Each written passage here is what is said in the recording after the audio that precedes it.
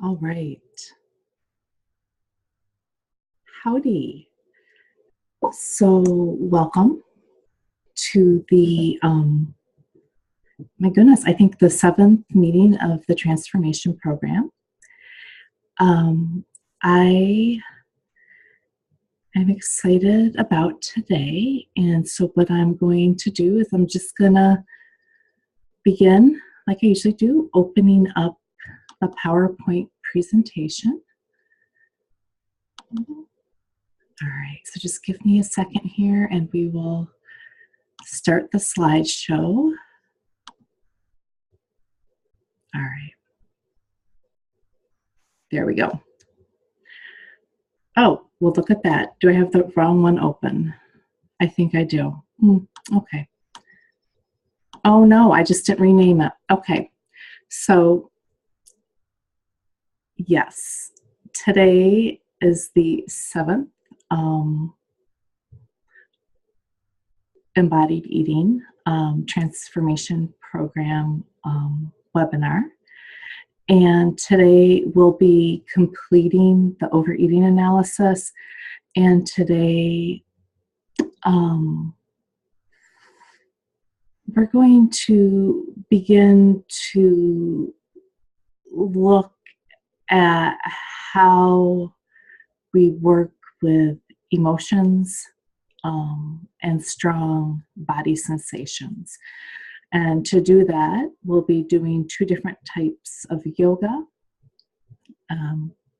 One type of yoga that is helpful when we're feeling restless and have a busy mind. And then another type of yoga that we'll be doing for when we're feeling really fatigued and the mind is moving really slowly. So today I'll be showing dry brushing finally. And this doing the opposite is actually what we'll be doing with the yoga. So when we're feeling restless, we want to do grounding, calming yoga. When we're feeling lethargic and tired, we want to do energizing and opening yoga. So that's what the doing the opposite is. We'll go through the mindful eating checklist, and we will finish up this overeating analysis. And we will also be doing a meditation that I will need to add to our internal resources, and I'll be putting it with a coping mechanism. So we'll be doing a meditation that you might have heard of before, and it's called Surfing the Urge. Okay. So I want to first point out that in the last embodied eating webinar, when I was talking about oil pulling, I repeatedly said olive oil. What I meant to say was coconut oil. I don't know why my brain blipped like that, but it did. Any type of oil that you use for oil pulling is fine. In India, in the Ayurvedic tradition, they typically or historically have used sesame oil. I've tried it with sesame oil. I've never tried it with olive oil.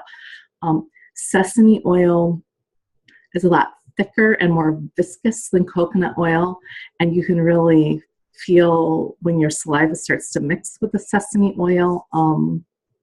I personally didn't like it, but you could play around with it.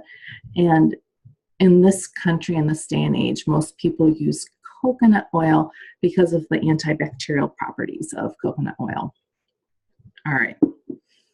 So to reiterate, this is a nourishing tool that's really helpful, especially when we're feeling depleted. And it can also be used specifically as a tool to help prevent us from overeating in the evening.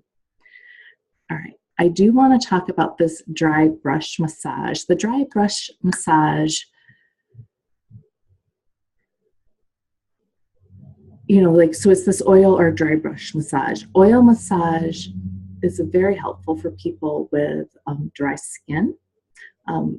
especially in the summer, some of us with more oily skin do not need to be adding oil to our bodies. So this dry brush massage is an alternative. I also find the dry brush massage to be very stimulating. So if my energy is feeling low, I find dry brush massage to be helpful. And also if my heart is feeling depleted, I also find it helpful. So let me take you through the instructions of the dry brush massage, because it's a little bit different than the oil massage. Oil massage, you can start at head and go down to toes, or oil massage, you can go from toes up to head. Dry brush massage, you go from extremities to center. So you can start with the arms and just gentle. I'm not pressing hard at all. Just gently stroke the skin, especially the inside of the arms because that's sensitive skin. Gently stroke it and moving the brush towards the heart, right?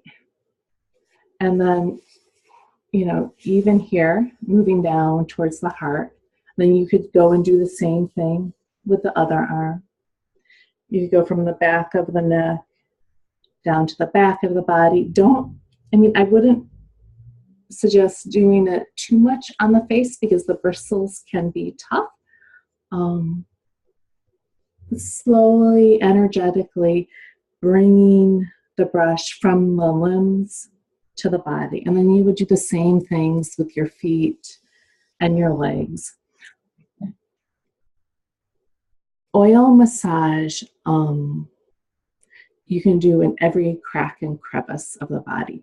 Dry brush massage, you'll notice when you start with your arms, like skin that's sensitive or like with mucous membranes, you don't want to put the dry brush massage like in your private parts or even on your breasts is going to be too sensitive. So working from outside in and skipping, breasts, buttocks, genitalia.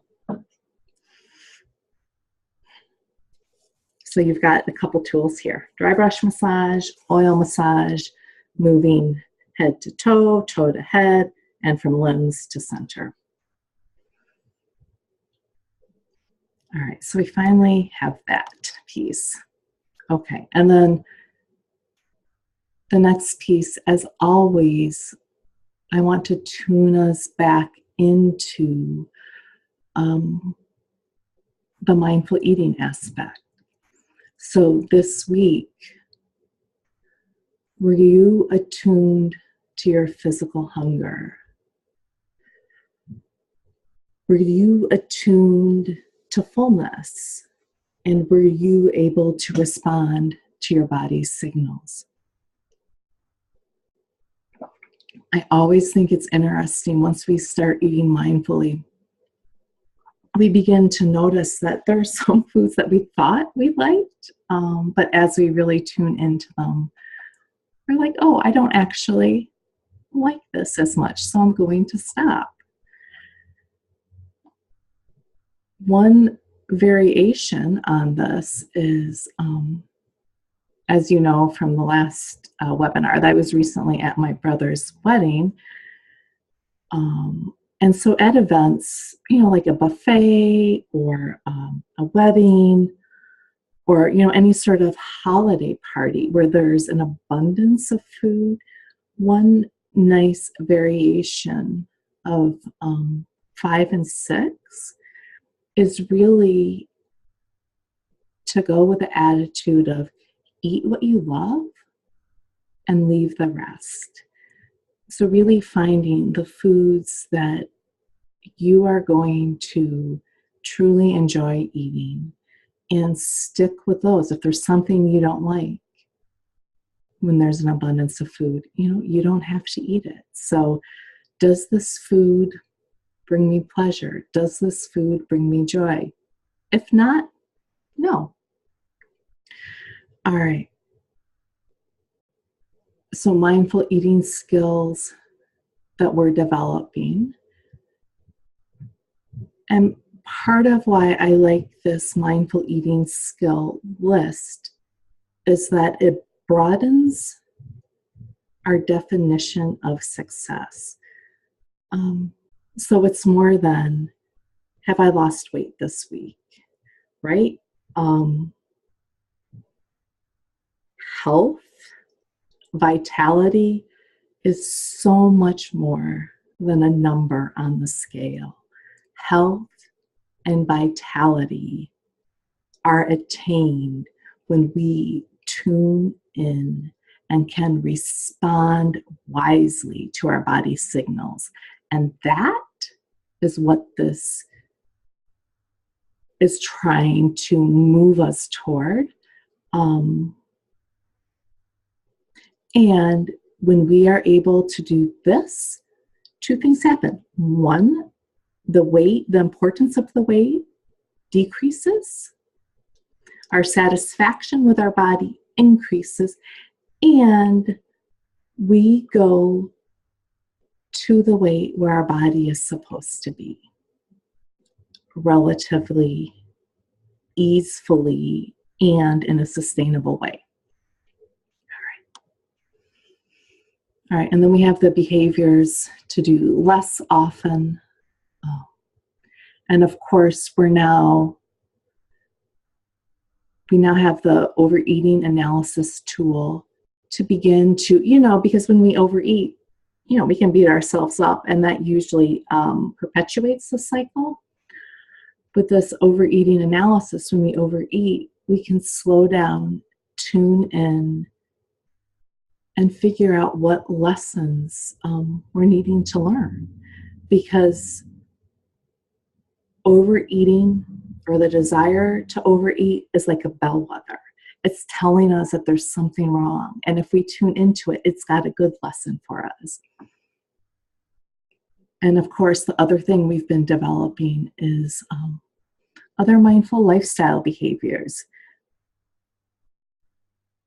In order to be mindful with our food, we actually need to begin to be more mindful in different areas of our lives, and to be conscious about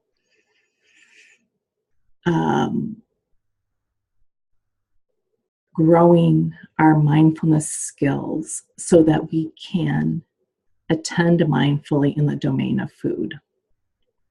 Okay. All right. So last week, one tool that I introduced was this working with critical thoughts, which is a variation of working with that critical drill sergeant, right? And so we had the jumbled reaction, and the story, the narrative that's critical. And then I had you step back and give a description based on the data.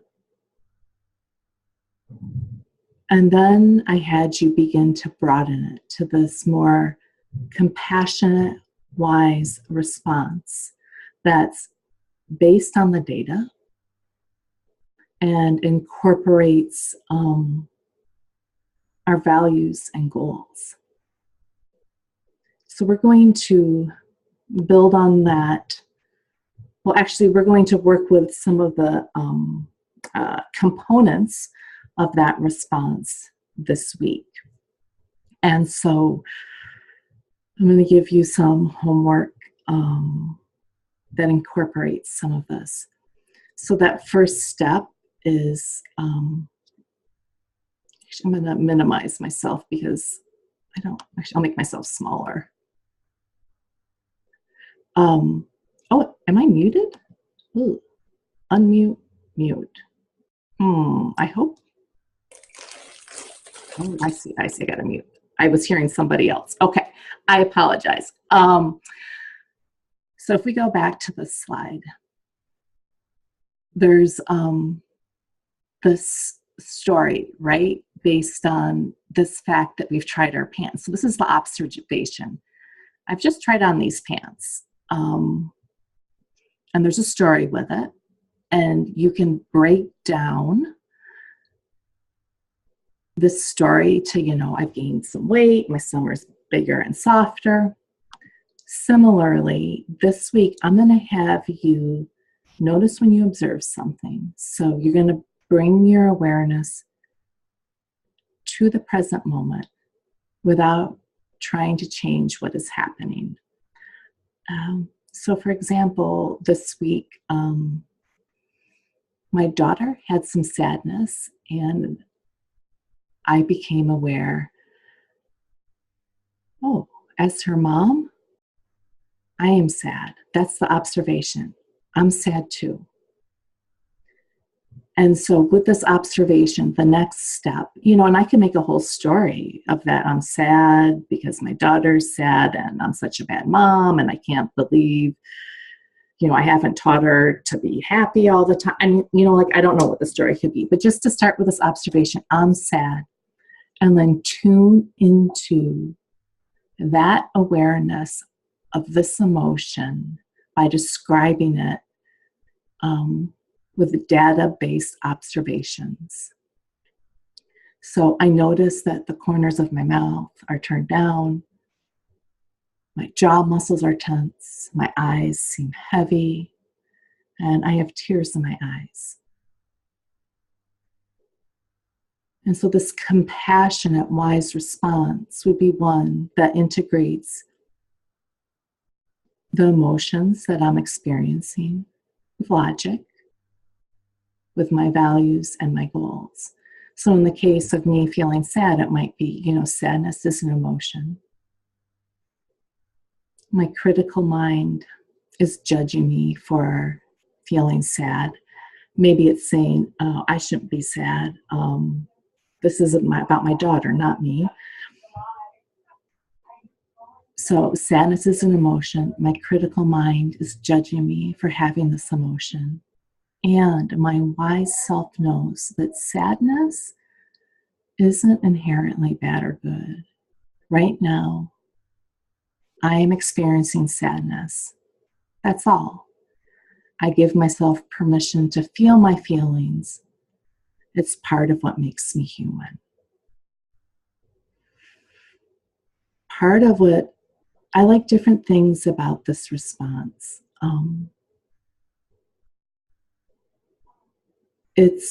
It acknowledges that, my drill sergeant is being a little bit critical. And it doesn't deny that voice is there. And it makes the space bigger. Not only is that critical thought there, my wise self knows that, if I'm alive and I'm human and I put myself in the world, sadness is going to be there. Sadness, if we love someone and there's loss or change involved with that, sadness is so appropriate. So sadness is an emotion. It's not good or bad. It just is. And giving myself permission to feel it. So when we feel emotions, when we have cravings, really slowing down and tuning into what's happening, describing to yourself what's happening, and developing this compassionate response is one of the ways that we digest emotions. When we eat food instead of feeling our emotions, it's like we're digesting the food instead of the emotion. And by doing this allows the emotion to move through us. And just like, food is incorporated, has nutrients and then is incorporated into our body as building blocks or as energy, or use as energy, digesting our emotions, developing wise responses to them, allows our emotions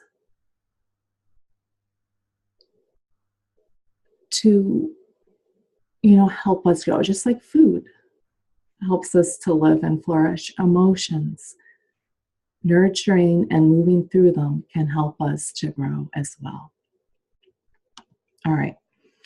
So as a way to begin to develop that this week, I want you to pick one experience that you already do on a daily basis. Cooking a meal, going for a walk, brushing your teeth, watching a TV show. And every day for a week, I want you to observe, be present, mindful, and aware as you're doing this activity. And as you go through this activity, give a database description to the experience. In order for this to happen, you will really have to slow down. So do it at a time where you can slow down. Maybe brushing your teeth in the evening. Will take a minute or two. And if you slow it down, it might take longer. And so really let yourself feel the experience of picking up the toothbrush, feeling the weight of the toothbrush in your hand. And then, squeezing the toothpaste onto the toothbrush. And then setting the toothpaste down. Turning the faucet on. Putting the toothbrush with the toothpaste underneath the cold water. Turning the faucet off. Bringing it up to your mouth. Brushing your teeth. Noticing what those sensations feel like as you brush. Like scratchy, cool, minty, salivating. And take yourself through the entire experience. If you notice your inner drill sergeant in the form of judgment, criticisms, or assumptions, say to yourself, my mind is making a judgment. You're like, oh, my teeth are too yellow. Ugh. Oh, mind is making a judgment. Okay, great. Lines on the face. I'm getting old and I look ugly. Judgment, criticism, and assumption. Old, ugly, who's to say? And then bring your awareness back to the brushing of the teeth. So doing that every day for a week. And after you do that, repeat this practice every day for a week while eating an entire meal, which would take forever. So maybe more likely a snack. All right. One of the objects of this exercise is one, to slow you down and tune you into the present moment. The second piece of this is to help you begin to be aware of the number of judgments, criticisms, and assumptions that our mind comes up with. It's the nature of the mind. We do this. And so, don't judge your judgments, criticisms, or assumptions. Oh yeah, of course I have this. It's part of what my mind does. And then bringing yourself back to the present moment. All right. Now, the next thing to do is to do this in a little bit more of a charged situation. So a mildly annoying situation. So maybe standing in line at the grocery store, waiting to turn left at an intersection. Something that is mildly annoying that, doesn't make you hot. So if we use our intensity scale, it would be, in the 1 to 3 range, definitely not 6, 7, 8, 9, 10. All right. So do this type of observation and description while you're in the midst of a mildly annoying situation. here for sure, judgments are going to come up. And so, just notice them. Judgment. Not liking this person. Judging this person. Judging myself. And then bring your awareness back to the description. And afterwards, formulate a compassionate, wise response and write about this, and especially the compassionate, wise response in your journal. So you'll do this after you've completed the first week of doing this observation description with a small mundane task. And you'll start with these just mildly charged situations and continue to repeat it over time. And then as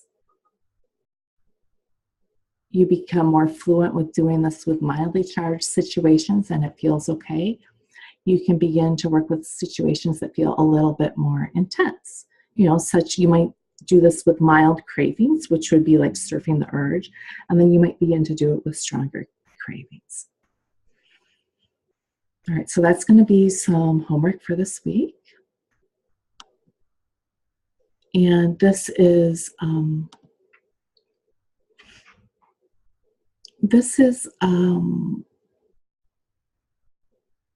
I've transitioned that craving scale and hunger fullness scale to just an intensity scale, because really we're talking about the intensity of hunger. We're talking about the intensity of cravings. We're talking about the intensity of emotions.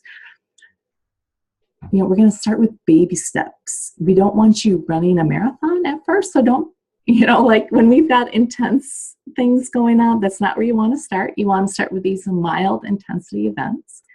And if you have mild cravings, these are some suggestions of things to do. So mild cravings and mild urges. It can be cravings for food. It can be urges to do something, or it can be emotions. So mild boredom versus being bored out of your mind. You do this, observe and describe meditation. If it's a craving for food, you'll do surfing the urge. I'm going to give us a meditation for what surfing the urge looks like in a few minutes. If it's more moderate level cravings, emotions, triggers, whatever it is, you want to distract yourself 1 to 10 minutes and see if the intensity decreases.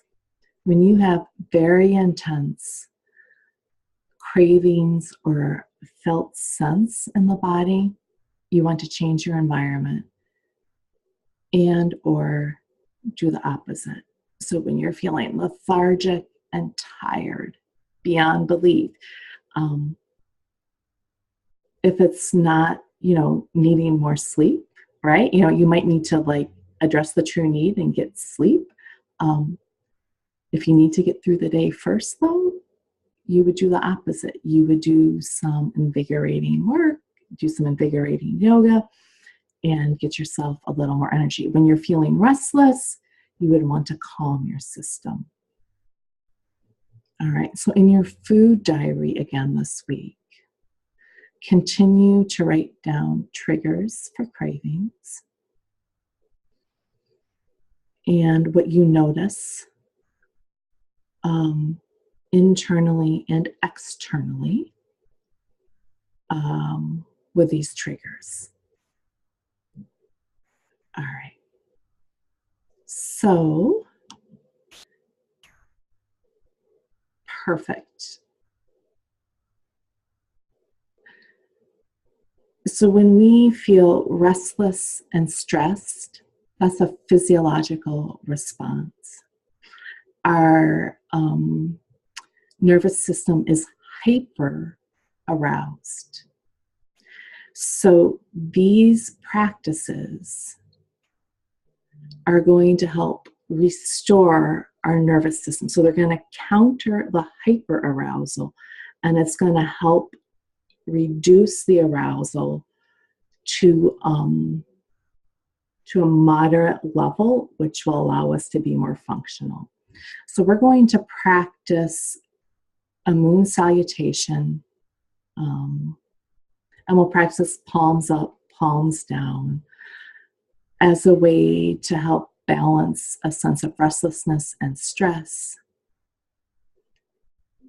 In this restless and stressed response, other ways to counter it would be with soothing aromas. So just a note to say that aromas enter into our nervous system very quickly, and actually in a very primitive way that we really can't bypass. So this can be a very quick way to begin to, on a short-term basis, reduce our stress. So scents like lavender, citrus is actually works with low energy and with restlessness. It kind of balances. Ylang ylang.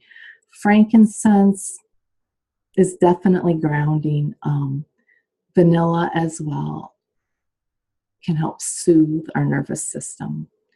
These are 3 brands where I know, so when you begin to work with aromatherapy and as well as begin to work with supplements and vitamins, they're relatively unregulated industries. So all 3 of these brands I know do like mass spec analysis to ensure like the purity and integrity of their essential oils. There are other brands that I'm sure also have integrity as well, but this is just where I can find scientific data to support that. Okay, and they have good reputations. Yoga, we'll be practicing a moon salutation today, which incorporates forward folds, sandbags, or weights. A weighted blanket can also be really helpful with a state of restlessness or stress. And in terms of daily routine, we went through this a couple of times ago. Saying no, getting enough sleep. Baths can be very relaxing, especially Epsom salt baths. Walking in nature. My daughter and I have been walking at Harvest Preserve, where they have these sacred stones, the stone circle, and we'll go there and we'll just lay on the earth and put our feet on the stones and with bare feet. And it's so beautiful and so rejuvenating. Oil massage, when we're stressed, it's best to begin at the head. And if you have the time and you're not going to see anybody for the next couple days, I really suggest even putting oil in your hair. It's so soothing and so grounding, and just from head to toe, nourish and relax yourself with this practice. Oil pulling can also be very grounding to the nervous system. Diet, fats, increase that sense of groundedness. Soups with some warm spices, vegetables, all are going to help. Some warm tea with some, chamomile or maybe even some lavender in it. Very grounding. All right. And then conversely, when you're feeling depleted, lion's breath is good in both. Breath of fire can be activating. Oh, I forgot one thing to say. So when you're feeling low and you're practicing breath work, as you inhale, retain the breath at the top of the inhale. Exhale, inhale, retain, exhale. Conversely, when you're feeling stressed, you're going to inhale, exhale, pause. Inhale, exhale, pause. Okay? So there's the breath component piece, or the retention of the breath that you can utilize. Aromatherapy, sun salutations, heart openers, opening the front side of the body. And then I put inversions in here as well, because that's going to be restorative and to help, reverse circulation and blood flow and detoxification. Daily routine, consistent sleep. When we're feeling low and low energy, you want to get up early and at the same time every day, and you don't want to let yourself oversleep. All right, this dry brushing, oil massage from toe to head, sunshine in nature, and direct your energy towards actions that increase your sense of accomplishment and that bring you pleasure. Okay? Diet, you're going to increase protein, vegetables, and low sugar fruit like berries, and decrease and or eliminate dairy, cow milk, cow cheese, etc., and wheat. All right, from here, I'm actually going to have us do some yoga now. So I'm going to stop the share and let's see. I am going to see what I can do. Share screen. All right. Oh boy. Okay, stop share. And speaker view. That's what I want. Okay. So I've just upgraded my account, and I'm assuming that you guys are seeing this on full screen, even though I'm just seeing this on a small screen. All right, we'll see. Actually, let me see if I do this. I don't know. I'm hoping that we're doing this full screen. Okay, so what I want to do now is to take us through a little bit of yoga and then through a meditation. I'm going to turn on the light to do that because we need to adjust the lights. And then I'm going to move that. Put this chair over to the side. There, so you can see my mat. Okay. So I think everybody knows what a sun salutation is. And today yesterday, when I sent out the invitation, I attached two versions of a sun salutation. Well, I attached a couple of versions of a sun salutation and a moon salutation. And these versions of sun and moon salutation come from Kate Stillman, who is an Ayurvedic practitioner and a yogi. And I've done some training with her, and I am going to adapt a bit, but I used her handouts because I've done training with her, and she allows people to use her handouts. So that sun salutation you're going to do when your energy is feeling low. It's a really nice thing to do in the morning when you're first waking up, as a way to get the blood flowing and the sun is first coming to the sky. And so you start feet hip width apart, lightly bend knees, inhale. The arms are going to reach up, gaze is going to go up. And on the exhale, you're going to fold forward. Knees can bend, right? And your hands may touch the mat, but if they don't, hands can come to the shins. Inhale, halfway lift. Exhale, fold. And we'll just do this half sun salutation here. And then inhale. Arms come back up, palms together. Exhale, hands to the heart center. And just breathe. And you can feel the circulation in the body. You can feel energy moving, right? All right, again, inhale, arms reach up. Engage the core, drop the tailbone, knees are slightly bent. Exhale. Split the palms, come on down. The other alternative, hands to the heart center, if that hurts your back. Release and come down. Inhale, halfway up. Exhale, fold. Bring your hands to the mat. And you're going to step one foot back and then your second foot back. And you come to this high plank. Eyes of the elbows point forward. Legs are strong. Always an option to come down to the knees. You want to feel strong wherever you're at.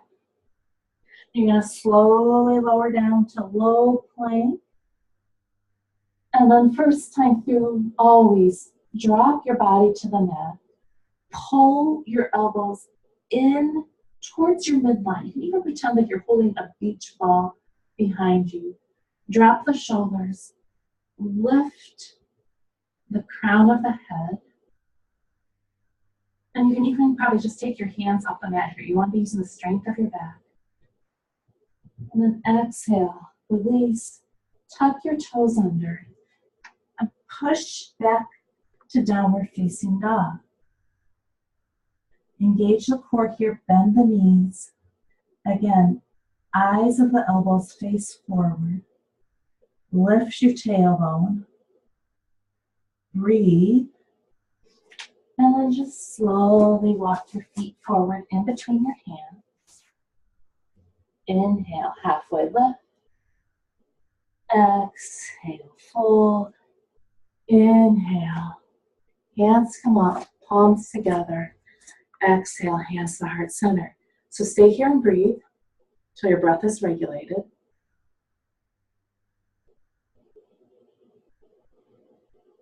So breathe in, 2, 3, 4. Hold your breath. 1, 2. Exhale. 2, 3, 4. Breathe in. 2, 3, 4.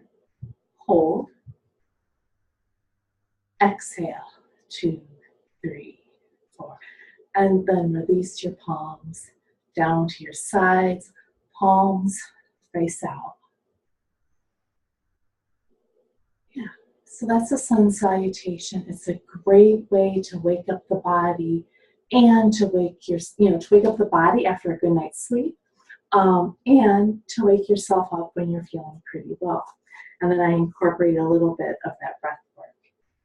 The other option when we're feeling restless and we have a lot going on is to intentionally soothe the nervous system with the moon salutation. So this is my favorite version of the moon salutation, and it's actually page 2 on Kate Stillman's sheet.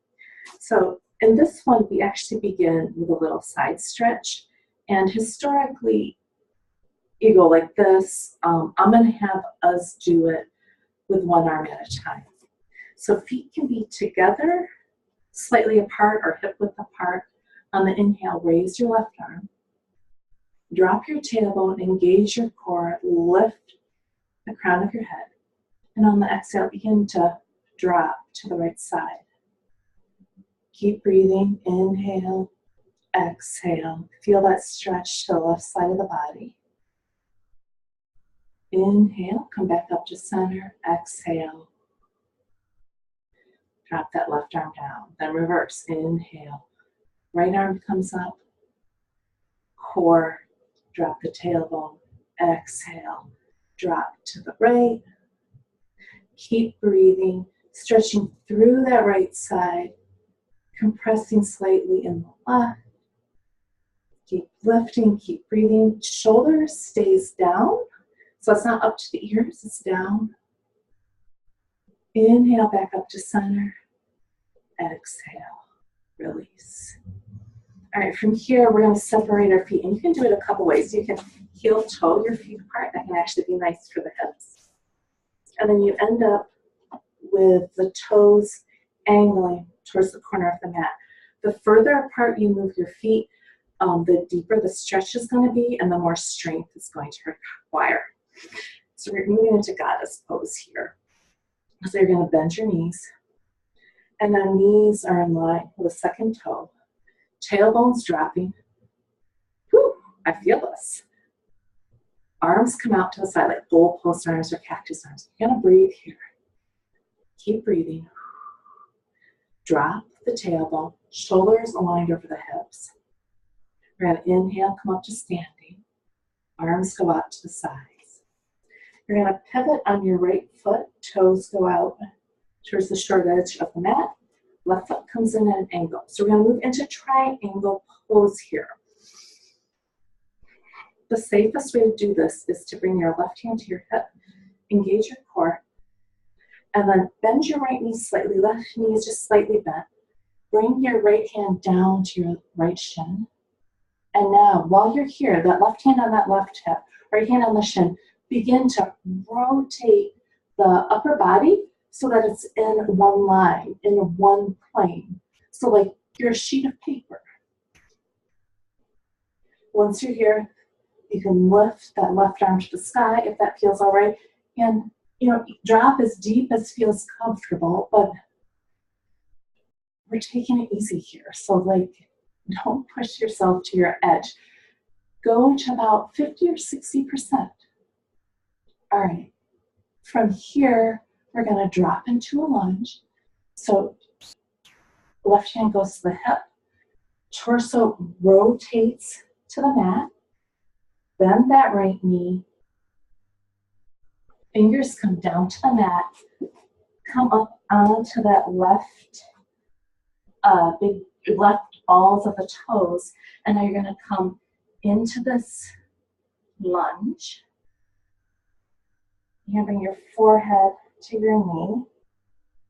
And actually, what I like to do before the lunge, I don't know if she has this in there, is I actually like to do a forward fold like this. Do a nice forward fold. And then come into the lunge. And then from here, we're going to come into a wide-legged forward fold. So you're just going to rotate your hands and your shoulders, bringing your hands to the front of the mat.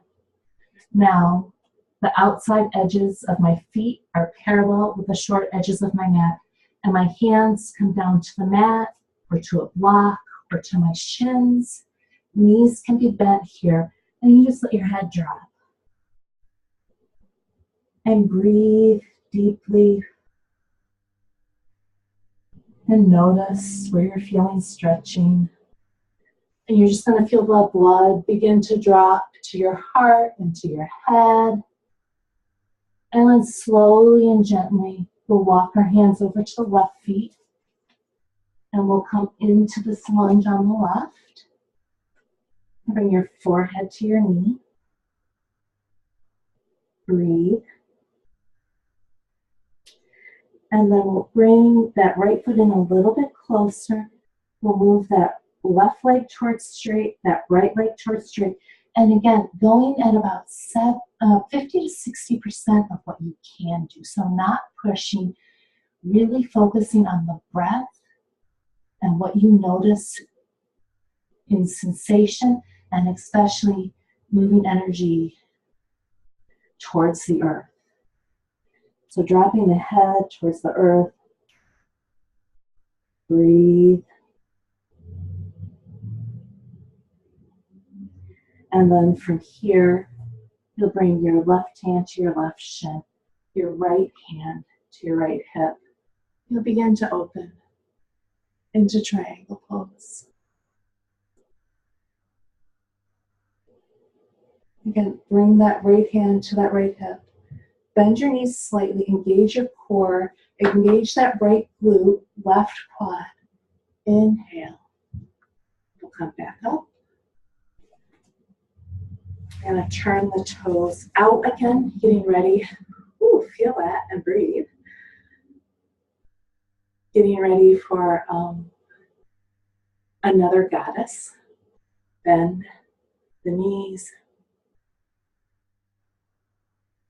Goalpost arms. Breathe. Hands to the hips. Straighten the legs. Heel, toe, the feet back together. This time, inhale, right arm comes up. Drop to the left.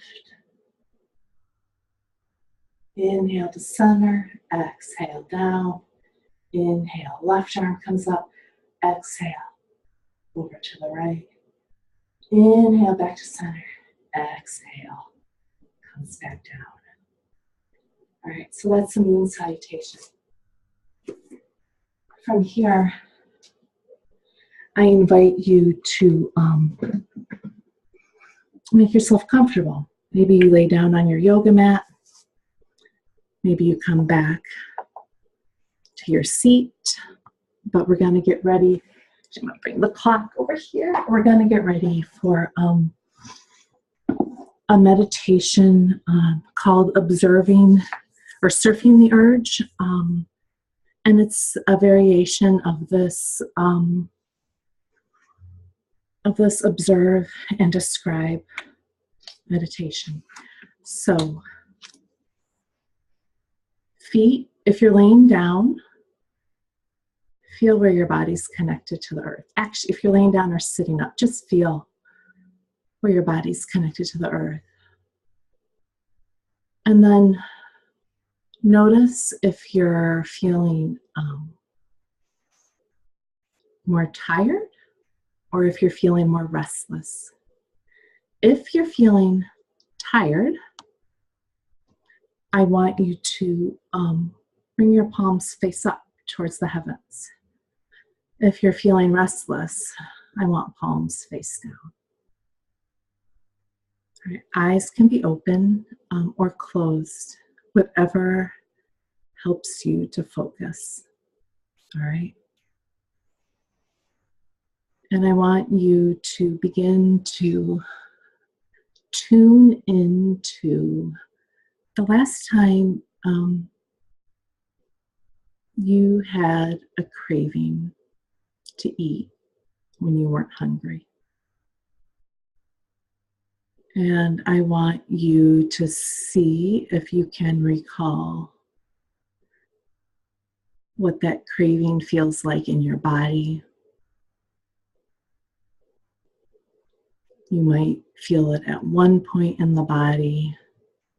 There might be an itchiness or a sense to move. You might feel it at several places in the body. But I want you to really notice the sensations and rate your craving on a scale of 1 to 10. 1, the craving's not even there, or it's just a fleeting thought in the mind. Oh, wouldn't it be nice to eat? No, and then it's gone. 10 is the most intense craving you've ever had, and whatever's around you is going to go into your mouth in a matter of seconds. So rating the intensity of your craving, and then bringing your awareness to your breath. And begin to count your breath. Breathing in for 4, breathe in, 2, 3, 4, breathe out, 2, 3, 4. So continuing 4 counts in, 4 counts out. If your palms are face up, I want you to begin a retention at the top of the inhale. So breathe in, 2, 3, 4. Hold for 2, and then exhale. Inhale, hold, exhale. If palms are face down, I want you to hold the exhale for 2. So exhale, 2, 3, 4. Hold for 2. Inhale, 2, 3, 4. Exhale, 2, 3, 4. Hold for 2. And so continuing to follow the rhythm of your breath. the rise, the cresting of the breath, and then the fall, the extinction, fall of the breath. The rise and fall of the breath, following it from its peak to the bottom of the exhalation. And as you attend to your breath, you may notice thoughts about the urge, sensations of the urge again. And as you notice the sensation, name it, and then bring that awareness to the breath again. And noticing how over time, just like the breath rises, crests, and falls, so do the sensations with the urge. Sensations rise, crest, fall, go away. Urges rise, crest, fall, change, fluid with time. Wherever you are, returning to your awareness of the breath, the rise and the fall of the breath, and deeply knowing that the urge, the craving, also has its own momentum. It also rises and falls. It passes.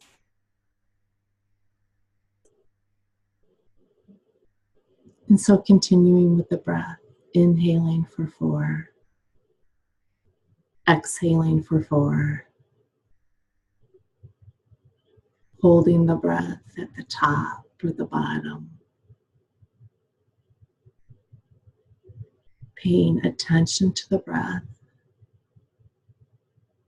as you ride the wave of the urge, noticing the urge, noticing the desire to act on the urge. And with this practice, deeply, deeply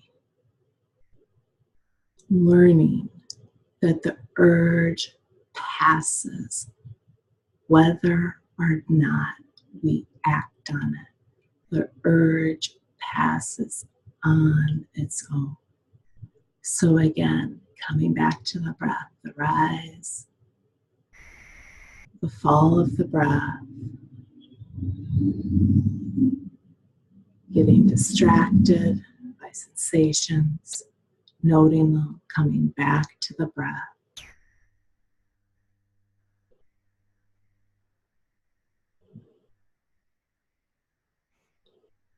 And then turning your awareness from the breath and consciously tuning back into the sensations associated with the craving.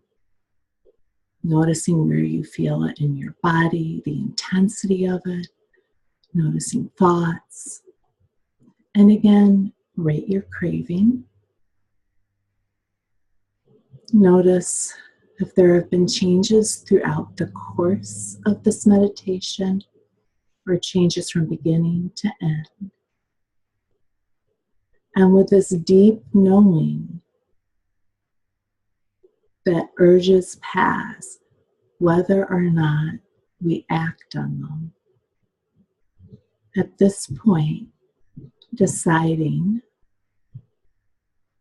if you can ride the urge out, if you make the choice to ride the urge out and not act on it, or if you decide that you want to give in to the urge.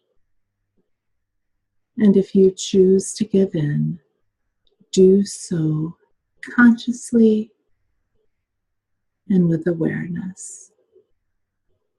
Giving into the urge consciously and with awareness is progress if we're moving from unconscious to conscious.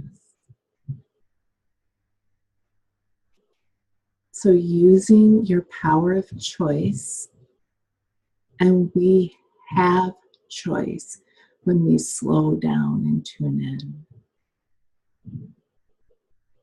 Make your intention of what you want to do next.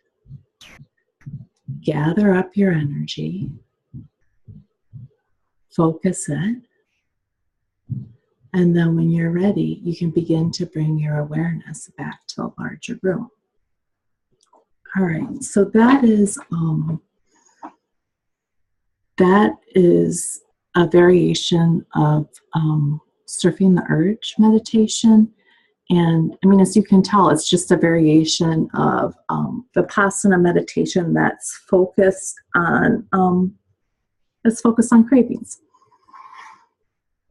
So the next time when you're able to, and you are having a very mild craving, like on a scale of 1 to 3, you might want to practice this meditation. And in fact, I would encourage you to, because it's going to help, because really research shows that cravings last 20 to 30 minutes.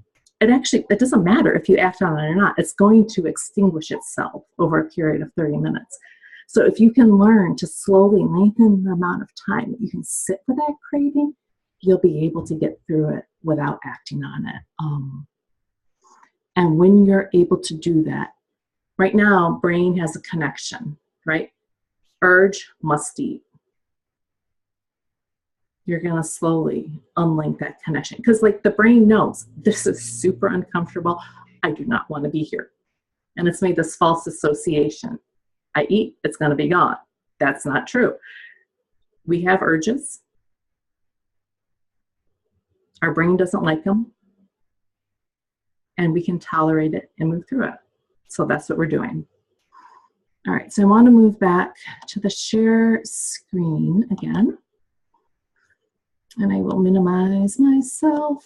All right, and we'll now go to, so this is the Urge surfing and some background information with it. So you can't stop the waves, but you can learn how to surf.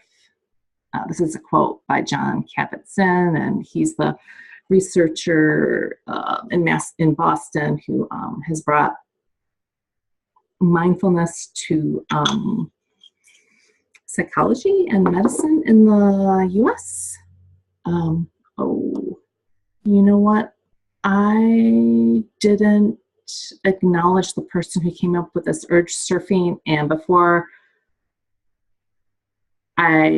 when I send out the link to the YouTube video, I will acknowledge the person. I think it's David somebody. I'm forgetting. Anyway, surfing the urge is a mindfulness technique, and it helps us to get through this without acting on it.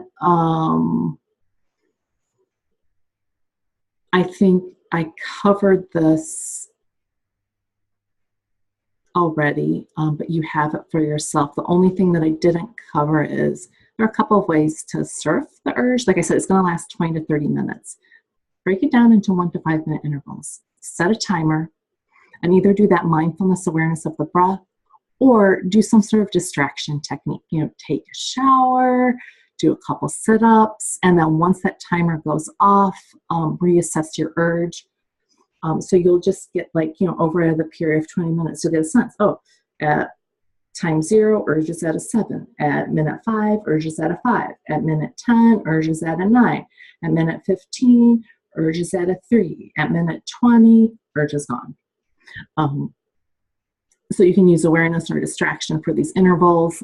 And I also gave you a link to this person, Naomi Goodlett, who I think has an amazing urge surfing video. So I would encourage you to look at that. All right, so both the urge surfing, this observing and tuning in, and this doing the opposite are ways to begin to manage intense emotions. And so with this overeating analysis, when we are feeling emotions, if we're feeling mild emotions. Observe it, describe it without judgment. If the judgment is there, practice, oh, I'm noticing judgment. And then notice once you have digested this emotion, and see what wise, compassionate response you can come up with to it. When our emotions are more intense, we can practice the opposite. So anger, that face yoga, sadness, some heart openers, anxiety, forward folds. The other thing, for you to begin to assess is our emotions, they're energy states that are asking us to do something. Sadness is often asking us to rest or to let go of responsibilities or to acknowledge grief. Anger, it's about boundaries and things that we don't think are right. Anxiety, is often about calming. So really asking yourself, what is your true need? And addressing that true need. So maybe calling a friend, exercising, doing that loving kindness meditation. You can surf the urge. And if you do decide to eat, do it consciously, right? See if you can eat a small portion and then stop and focus on that taste satiety. And so there are similar tools for the physical sensations. So these physical sensations often correlate with the mood piece, fatigue. Actually, physical pain is interesting. It often leads to fatigue. So doing a body scan, observing and describing the sensations without reacting to them. You can do a hunger fullness scan, see if you're hungry. Again, address your true needs, sleep, deep rest, eating, treat pain. Trying a nourishing tool, which I had at the beginning of this webinar, and that doing the opposite piece. All right. So this week, movement, right? And choosing yoga based on what you need. So face yoga when angry, sun salutations, and some of those other tools when tired, moon salutations when restless, meditation, practice surfing the urge, that meditation in everyday living. So starting with that mundane task, describing it when you have time, moving on to a meal or a snack, and then to emotionally charged situations. You can try dry brushing, especially if you're feeling tired or if you're oily. And if it feels right, coconut oil was suggested. Well, actually, olive oil was suggested last time, but coconut oil after the last meal of the day. And here is a link to a dry brush on Amazon. Food. Continue eating meals. Avoid restricting. See what it's like to incorporate seasonal foods. We're shifting into spring. Berries, asparagus, greens in your diet. That continuing to reduce processed foods, whether or not, most people don't need to completely eliminate food groups.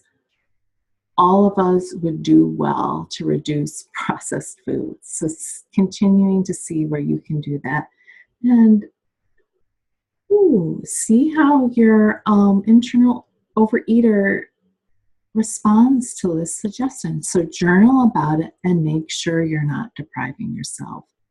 Continue to journal about food cravings and especially journal about compassionate, wise responses to these cravings. All right, so that's it for this week. Wishing you embodied eating, embodied living, and wise, compassionate responses to the joy and the pain of living. All right, take care, and I will see you all in 2 weeks.